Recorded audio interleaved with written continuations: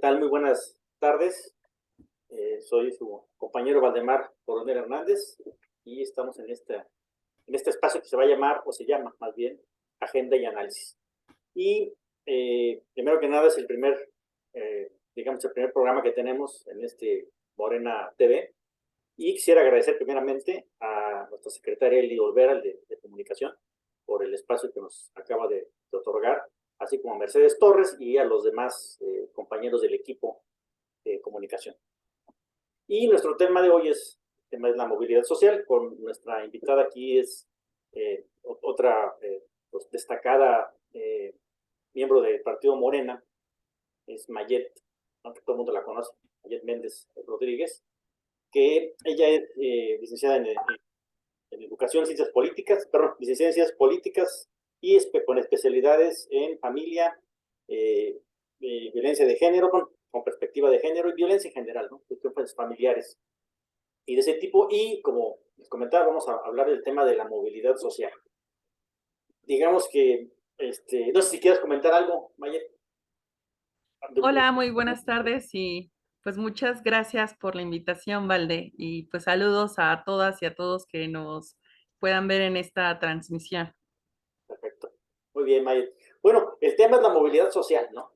Y fíjate que es un tema que siempre está de moda, ¿no? O sea, y hablo yo de moda porque en cada comida que tenemos, en cada plática que tenemos, sea con familiares o amigos, siempre sale el tema, ¿no? Pues el pobre es pobre porque quiere y échale ganas, ¿no? Y si no le echa ganas, o inclusive con la gente más grande, ¿no? Ahorita que estamos fuera de la transmisión y que hablábamos de la cuestión generacional, ¿no? Ese también tiene mucho que ver, porque digamos que en otras épocas, y hablando de muchas décadas atrás, no voy a decir que era más fácil, porque tal vez no lo era como tal fácil, pero digamos que había una movilidad social superior a la que viene ahora desde hace 30, 40 décadas, desde la entrada de estos gobiernos tecnócratas, ¿no?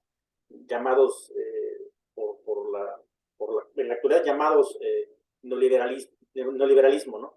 Este, y creo que esa es una parte importante, ¿no? Digo, no sé tú qué experiencia tengas con eso, ¿no? Pero generalmente esas discusiones las tenemos en Facebook, en Twitter, en todos lados y en las mesas, ¿no? Sí, totalmente. Bueno, yo nací en el 83, justo en esta entrada del adelgazamiento del estado de bienestar y pues siempre que tengo reuniones de amigos, amigas de mi generación, pues coincidimos en lo difícil que es tener un patrimonio propio. eh, la edad en que coincidimos luego de haber salido de la casa de nuestros padres es bastante similar. No tenemos en su gran mayoría casa propia, rentamos y coincidimos en muchas de las preocupaciones y angustias actuales, ¿no? Sí hay como un sentir bastante fuerte de estas generaciones. Digo, yo no soy tan joven, pero finalmente, o sea, sí me toca como vivir todo esto que ya no garantiza el Estado y que en la actualidad lo hace, pues hace que la pasemos mal, ¿no? En cuanto a adquirir ciertos bienes pues que se nos dificulta, sobre todo pues con el alza de los precios. Exacto. Y bueno, digamos que en palabras técnicas, ¿no? O científicas, pues todo a esto a lo que le llamamos el echaleganismo, pues no es otra cosa que un tema muy relacionado con la movilidad social, ¿no? Que es precisamente aquí tenemos unas referencias, ¿no? Del INCO, que a su vez cita al Instituto de Iglesias y definen, digamos, a la movilidad social como, pues no es otra cosa más que las modificaciones o los cambios que tienes en tu estatus socioeconómico, que sea para arriba o sea para abajo, ¿no? Y que obviamente, pues, esta movilidad social es lo que refleja o es el indicador que establece si hay una igualdad entre oportunidades entre la población o no la hay, ¿no? Si hay movilidad social, quiere decir que hay igualdad y hay gente transportándose de las escalas más bajas de socioeconómicas a unas un poco más altas, ¿no? Y bueno, digamos que aquí hay una gráfica, no sé si la quieras tú ir comentando. Bueno, dice, a 49 de cada 100 personas que nacen en los hogares del grupo más bajo de la escala, de la escalera social, se quedan ahí toda su vida. Y de los 51 restantes que ascienden, 25 no logran superar la línea de pobreza. 57 de cada 100 personas que nacen en los hogares más privilegiados se mantienen ahí el resto de su vida. Es lo que comentabas, Valde, pues eso refleja pues este mito del chaleganismo, de que, bueno, si uno se esfuerza no significa que no sea importante, pero finalmente no determina las condiciones materiales ni estructurales que una persona se va a enfrentar a lo largo de su vida. Sí, de acuerdo con diversos estudios, pues México es de los países que cuentan con menos movilidad social, pero digamos que es como una generalidad en todo el mundo. Prácticamente las mismas familias que han sido ricas, toda la vida o desde hace más de 200, 300 años siguen siendo las mismas familias que siguen siendo ricas, no importa si se esfuerzan o no. Igual sucede con los estratos sociales más bajos. Y bueno, no solamente es importante compararnos con otros países o cómo estábamos en términos de movilidad social en años donde, bueno, se conocen los periodos como del milagro mexicano o de estos periodos de desarrollo compartido, donde pues México vivió una bonanza importante y prácticamente pues nuestros padres o los padres de nuestros padres pues prácticamente tenían asegurada pues cierto estado de ascenso social si estudiaban o se esforzaban de acuerdo a la época, ¿no? Cosa que pues ha ido disminuyendo con el tiempo. Exacto. Pero no solamente es importante verlo así, de esa manera, ¿vale? Sino también verificar cuáles son los factores que intervienen, o sea, cuáles son las diferencias dentro justo de estos estratos sociales dentro de la sociedad mexicana. Exacto. Sí, digamos que lo importante en este caso es digamos, conocer que vamos, la mitad de la gente que nace en un grupo pobre, vamos, en cualquiera, o en el más bajo, va a mantenerse pobre, ¿no? Y el otro 50 o 51% no quiere decir que vaya a ser rica, sino que va a subir nada más el otro escalón que sigue siendo pobreza, ¿no? Digo, son datos bien crudos y digo, no son datos de hace muchos años, ¿no? Estamos hablando ya de 2019, 2020, ¿no? Bueno, y digamos que también, digo, muy relacionado con esto, vemos, por ejemplo, la cuestión de los ingresos, ¿no? Fíjate aquí cómo viene pues ahora sí que la comparativa, ¿no? 1992, un ingreso, digamos, un ingreso alto, se decía, ¿sabes qué? De 49,700 pesos para arriba, tienes tú un ingreso alto en el año 92, ¿no? En el año 2016, un ingreso alto, pues seguía siendo, es más, 40,700, ¿no? Digo, ahí habría que ver qué tanto impactó aquellos ceros que se le quitaron a la moneda, ¿no? Que más o menos coinciden con aquel. No, creo que fue un poquito antes, ¿no? A lo mejor no hay tanto, pero sí, lo que implicaría aquí sí son los datos, por ejemplo, de la inflación, ¿no? A ver qué tanto jugaban esos factores, pero sí se nota, en este caso, que los números pues tampoco cambiaron, ¿no? Entonces quiere decir que los ingresos pues se estancaron y esto tiene mucho que ver con los salarios mínimos que se controlaron de una manera pues bastante drástica, ¿no? Como que, y ese otro mito, ¿no? Donde, no, es que si subimos el salario mínimo, ¿no? Pues vamos a perder competitividad, ¿no? Y creo que nada más competíamos en eso, ¿no? Así es.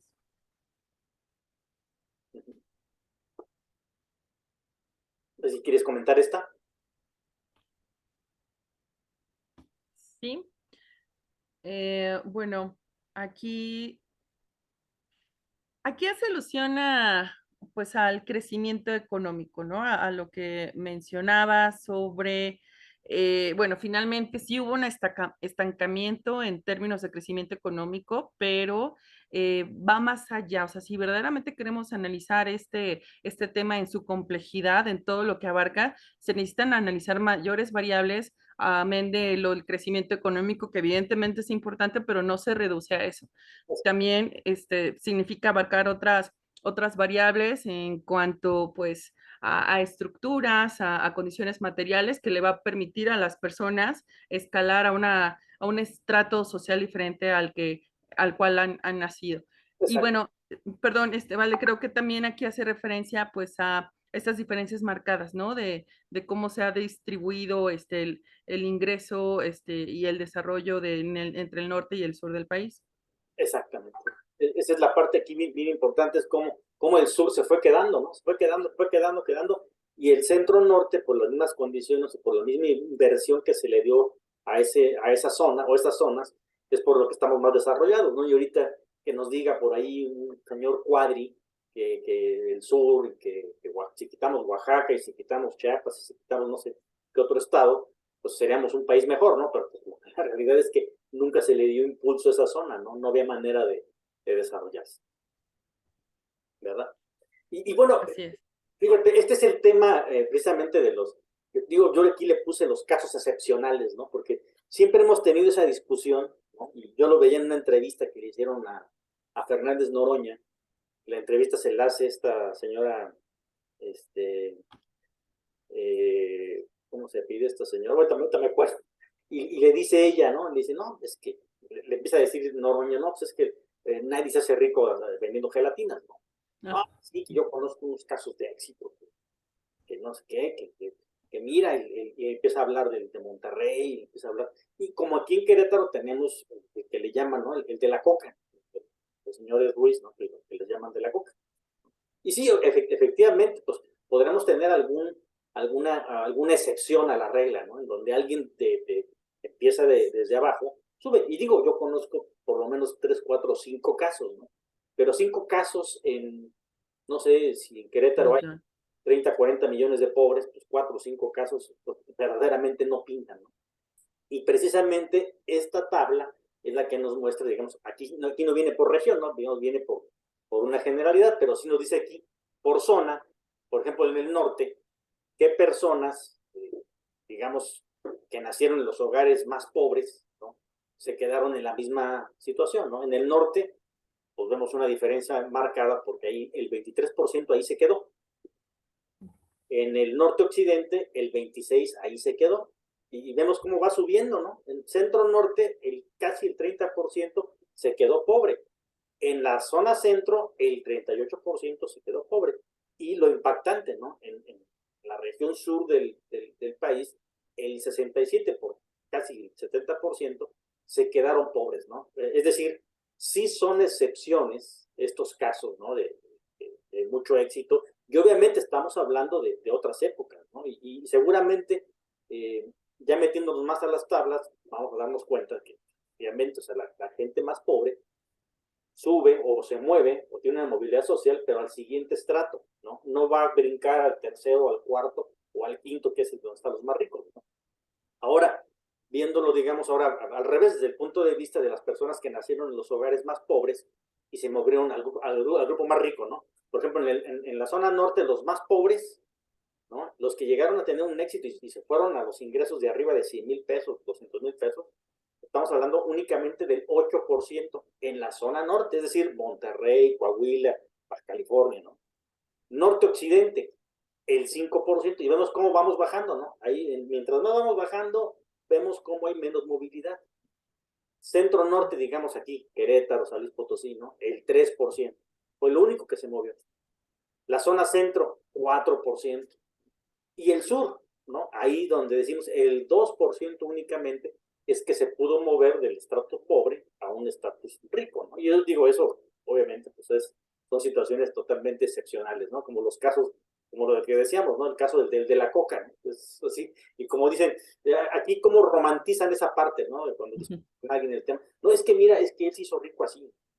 Sí, bueno, a ver, hazte rico tú, ¿no? A ver si puedes. No es así de como, pues el señor le echó muchas ganas y lo logró, ¿no? Ese es el punto. Así es. Y bueno, aquí ya entramos en el tema de la estrategia. No sé si quieras aquí comentar al respecto, ¿no? Que esto obviamente tiene mucho que ver con el plan de desarrollo social de este gobierno federal y del que seguramente le darán seguimiento en el siguiente sexenio, una vez ganando la continuidad. Sí, en efecto, pues se habla mucho recientemente de las estadísticas del INEGI y del Coneval acerca de la disminución de la pobreza, que es verdaderamente significativa y que pues demuestra que haciendo las cosas diferentes, pues se encuentran resultados diferentes. En cuanto a la pobreza extrema, pues sí, la reducción no es mucha, es prácticamente insignificante, pero sí estamos hablando de más de 8 millones de personas que han salido del umbral de la pobreza, que de acuerdo con el Coneval básicamente se manejan algunos indicadores que indican, valga la redundancia, si las personas viven en condiciones de pobreza. Están relacionadas con el acceso a los servicios de salud, de vivienda, de una alimentación pues, que decorosa, y un ingreso también que les permita, pues por lo menos subsanar las necesidades diarias. Y en ese sentido, por lo menos las personas que carecen de una de estas variables, pues sí salió de la pobreza, pero pues evidentemente no es suficiente. O sea, las estrategias y las políticas públicas deberán de apuntar justo a pensar el problema de manera integral, global y multifacética, porque el problema es bastante complejo. Bueno, en términos cualitativos también hay diversos estudios que demuestran también cómo viven la pobreza las familias que se encuentran dentro de los quintiles más bajos y cómo la viven, o sea, cómo viven esa condición de privilegio las familias en los quintiles más altos. Y de verdad que se han encontrado muchísimos hallazgos cualitativos que las políticas públicas tendrían que dirigirse a eso. Evidentemente, las familias con mayores rezagos socioeconómicos van a encontrar mayores dificultades diarias que van desde un estrés dentro del núcleo familiar, violencias, una serie de situaciones que van desgastando a cada uno de los integrantes de las familias, y las políticas también tienen que ir pensados digamos, qué herramientas se le da a esas personas que viven una realidad eh, súper difícil y que les impide al mismo tiempo desarrollar otro tipo de habilidades, porque justo esas familias que se encuentran en esas condiciones son las que pues tienen mayores problemas comunitarios, entre sus relaciones, entre los miembros de la familia. En fin, se encuentran con una serie de complejidades que deberá de atenderlas el Estado, ¿vale?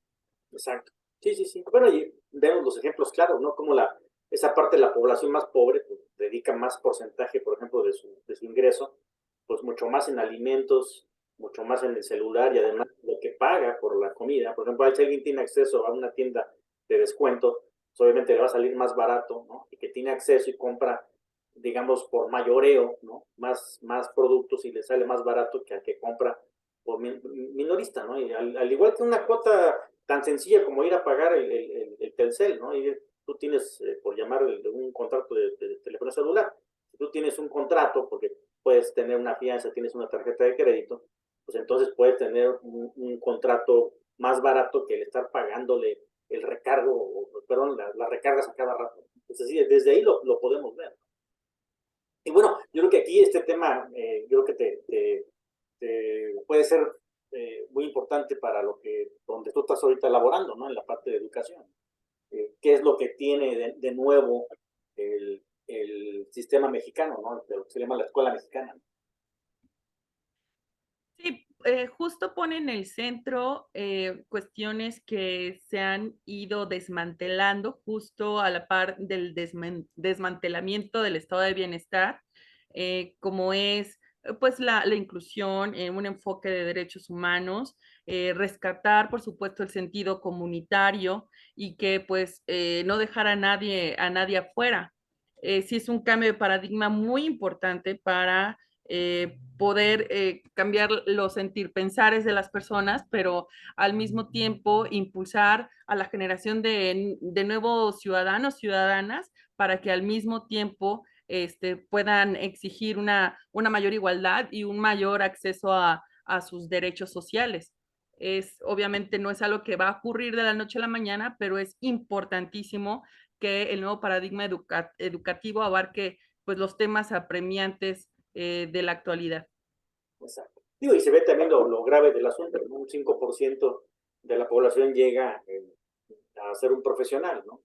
Un Así es. 12% queda en la preparatoria, un 22% tiene secundaria, un 33% primaria, un 17% tiene primaria incompleta, ¿no? Inclusive, y un 11% sigue todavía sin estudio.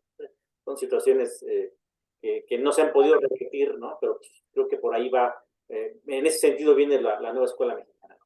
Y las universidades del bienestar, ¿no? Que es precisamente el dotar de educación esas zonas en donde no hay universidades. Lo vemos aquí en Querétaro, ¿no? Todo lo que es la sierra, ¿no? Por ahí puso un campo, ha estado poniendo campus la UAC, ¿no? Pero sin en realidad haber digamos, una matrícula importante para que permita que la gente que está ahí o los jóvenes que no tienen tantos recursos para poder viajar a Querétaro o tener una estancia, digamos, en las ciudades, se puedan quedar ahí y estudiar desde sus hogares, ¿no? Ese es algo también muy importante. Y bueno, tenemos aquí también el tema de la protección social, ¿no? Que precisamente es otro de los rubros en donde se establece o se quiere establecer por lo pronto, bueno, se empezó con la cuestión del bienestar, por ahí hubo alguna falla en la aplicación de ese nuevo sistema, ahora se va a buscar, ahora sí, ¿no? El seguro universal, ¿no? Que eso es a lo que todos tendríamos, digamos, como objetivo llegar. Yo me acuerdo que cuando estaban las elecciones, casi todos los candidatos proponían esto del seguro universal. La cuestión es aquí cómo llegar al seguro universal, porque pues, también el problema es que la seguridad social, digamos, pues implica también cuestión de las pensiones, ¿no? Y no es lo mismo un pensionado del Instituto Mexicano del Seguro Social, que lleva un porcentaje importante de su sueldo, o un pensionado del ISSSTE, que lleva otro porcentaje mucho más bajo, y a un pensionado, digamos, de una empresa que lleva otra pensión diferente, ¿no? Y mucho menos a la gente que no tiene acceso a una cuestión de una pensión, que además es la gran mayoría de las personas, ¿no?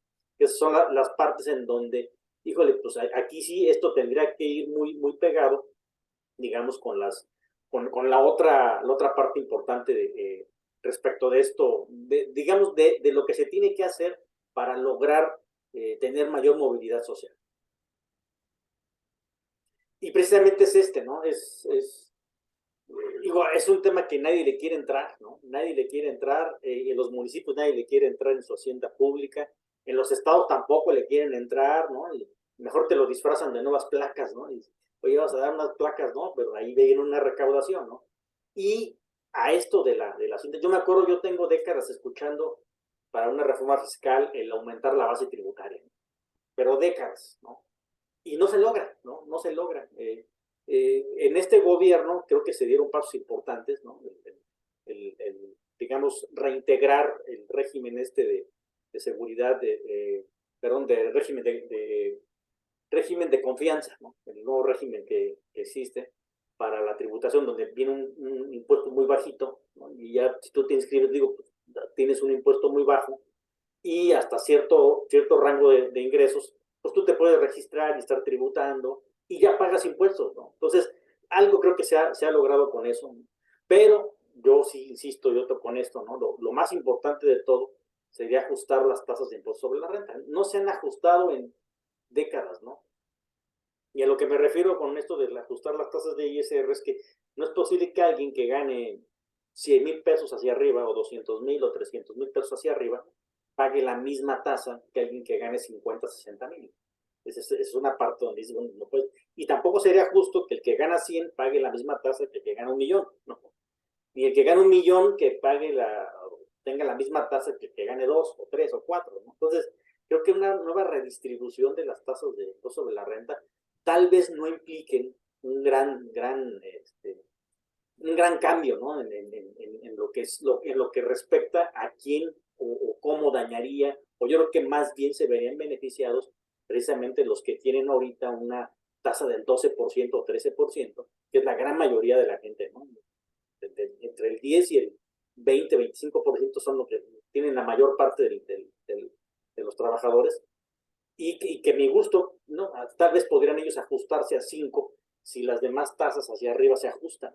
Entonces, porque además las cuestiones de deducciones son más fáciles de acceder cuando son empresas grandes y hacer una planeación fiscal adecuada y ver la manera de pagar, digamos, lo justo.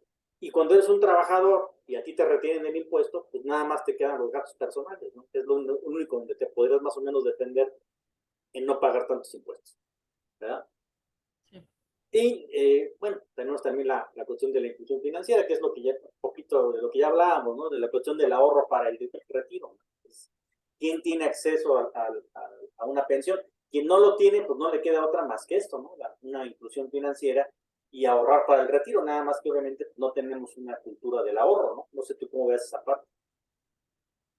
Sí, y además, pues hablando justo de la precariedad en el salario, en las condiciones de vida, en la mayoría de las personas, de la mayoría de los mexicanos y mexicanas, pues también hablar del ahorro es prácticamente imposible. Ahí también es como referirse únicamente a un nicho. A unos pocos, porque finalmente estas son consecuencias del sistema económico que produce acumulación en muy pocas manos. Y justo, pues lo que acabas de mencionar de una redistribución fiscal, pues tiene que ver justo que también con cuestiones de justicia, de justicia social. Que están pendientes, pero al mismo tiempo entonces se tendría que profundizar, pues, digamos, ir al origen de todo esto, que pues finalmente es cuestionarnos y modificar el sistema económico, porque pues este acaparamiento de oportunidades y de derechos, pues siempre va a favorecer a los que parten de una ventaja estructural a lo largo de su vida, que luego que además pues van a transmitir a los hijos de una manera pues muy, muy cómoda, contrario a lo que sucede en la generalidad. Eh, y bueno, pues sí, definitivamente, pues se tiene tendríamos que movernos de una manera mucho más ética y pues es un deber imperativo finalmente, pues garantizar la movilidad en este país, ¿vale? Bueno, y ya para cerrar, pues la cuestión de aquí también de la equidad de género, ¿no? Cómo es que a las mujeres, inclusive, el impacto de la pobreza y de la movilidad social es mayor que con los hombres, ¿no? Entonces, si quieres cerrar con este punto, porque ya estamos sobre el tiempo. Ah, sí. Bueno, este es un tema súper amplísimo. Ojalá lo podamos abarcar en otra, pues en otra sesión. Pero bueno, por supuesto que está ligado con lo que tradicionalmente pues se ha realizado con base en la división sexual del trabajo, que tiene que ver pues con esta categoría analítica de género que nos permite analizar pues las relaciones desiguales entre hombres y mujeres desde siempre y cómo pues se ha permeado hasta la actualidad. Básicamente, la afectación en el acceso a los derechos laborales y de seguridad social hacia las mujeres, pues tiene que ver con estos estereotipos y expectativas que la sociedad espera que las mujeres cumplamos.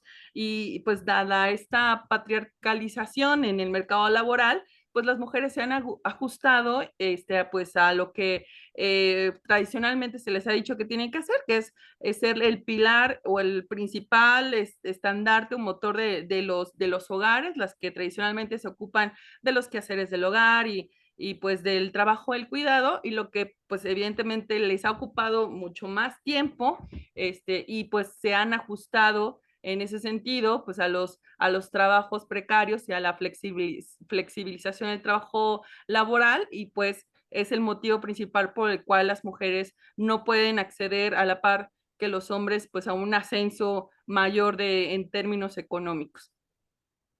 Sí, digamos que como comentamos al principio, entonces, si estás vulnerable, eres pobre, pero además eres mujer, entonces todavía es mayor ese impacto, ¿no? que se tiene. Y bueno, pues muy interesante todo esto, Mayeli. Muchas gracias por acompañarme en este primer programa y pues ya nos veremos en siguientes, ¿no? Con ese tipo de temas.